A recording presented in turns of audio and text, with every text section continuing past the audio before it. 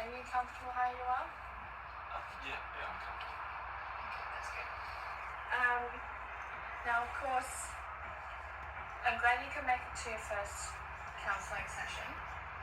Before we begin, my name is Emily. I am your counsellor here at Windsor Community Services. I will be conducting our session and probably throughout the remainder of our journey as well. Have you been to counselling before? No, this is my first time.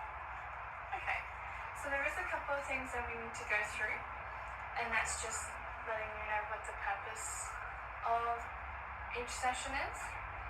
So again, it's entirely up to how you want our counselling to go.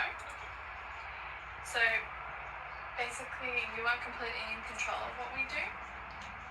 We can take the sessions at your pace.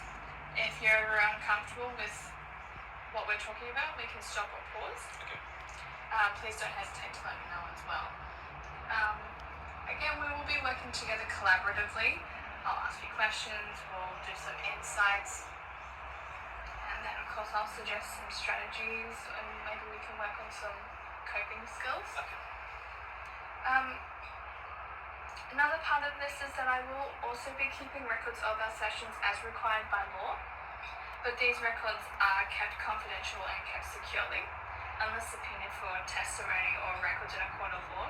You do have the right to access your records if you wish to do so. Now, another part of this is I'd like to discuss informed consent.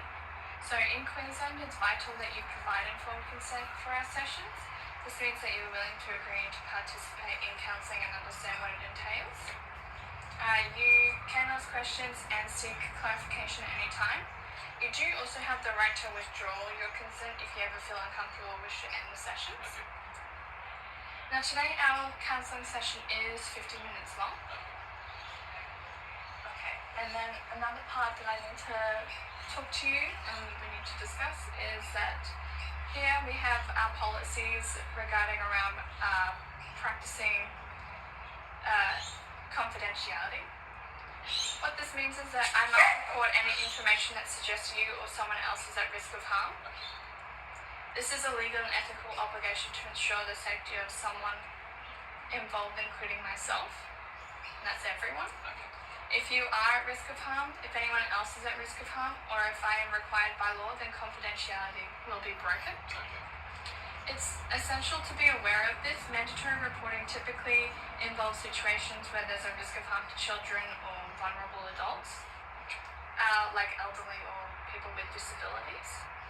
It can also include all concerns of child abuse, domestic violence, harm to yourself or harm to others. Okay. And then of course at any point what we're discussing is not within my scope of practice, I will refer you to someone I feel is more equipped to support you. Okay. Do you have any lasting thoughts or questions? None that come to mind right now. Okay. If at any time you'd like to revisit any of the conversations or things that we've discussed, I'm happy to go through any of that with you. Okay. At this point, I would like to begin the session. So from then, what has brought you in today? What brought you in? I just feel like I can't manage my time or my study in any kind of efficient way. Okay, so you're feeling overwhelmed because you're struggling to balance your time effectively? Yeah, it just feels like I don't have time for either thing, so it feels like both things are getting kind of half-assed and not getting done in a proper way, so it's just, yeah. And these two things you're referring to are the studying and parenting. parenting. Yeah, okay. And so, what is that feeling like at the moment? I feel useless. I feel like a bad parent. I feel like I'm trying to do this thing, so I'm trying to study so that I can be a better role model for them, but that's taking up a lot of time that I'm not using to look after them. So it feels like this something where no matter what I do, I'm letting them down. So it sounds like you're feeling like you're having a lot of guilt as a parent. Yeah, it feels like I'm trying to be better for them, someone they can look up to and feel proud to have as a parent. But I can't do that without giving up time with them. But if I give up time with them, then I'm not going to be around as much and I can't raise them as well, and then they're going to go to resent me because I didn't raise them properly. And it just feels like no matter what I'm doing, I'm always going to be looked down on, or like they're going to see me as a failure.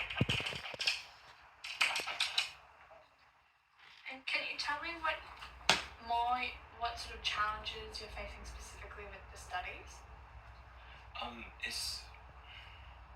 It's just a lot of workload that I can't find times to properly set aside and do that just in one go kind of thing. I can't find time to sit down and do the study or like anything without feeling like I have to get dinner ready, or I have to get them ready for school or anything else. And while also trying to manage work, and it's a lot. So you're feeling overwhelmed because of your time management between the studies, and then of course you're feeling guilty because you feel like that's taking away something from being a parent. Does that sound correct? Yeah, that sounds pretty accurate. Okay. And so I've captured it pretty accurately overall how you're feeling? Yeah. Okay.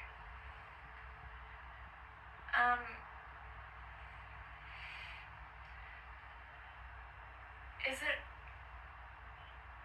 maybe a good idea to look at it as, instead of looking at it like you're letting everyone down, that you're making positive changes for yourself and that will benefit your children? I don't really look at it that way, I guess. I look at it more that I'm kind of failing on both sides. But I know if I succeed in this side, then it'll be better for them in the long run, I guess. So overall, you're aware of overall that it's a good thing, but what it feels like right now is that I'm just losing. It feels like a losing battle right now on both sides. But I know that if I can win the study side, then it will help the parenting side.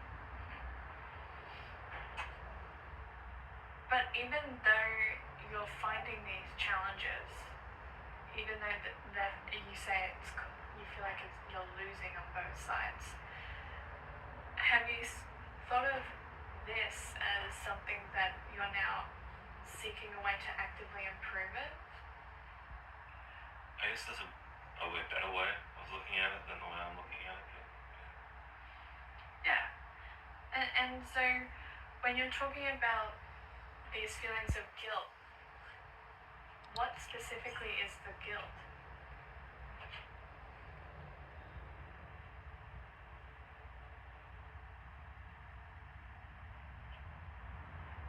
It feels like I'm a bad parent for wanting this for.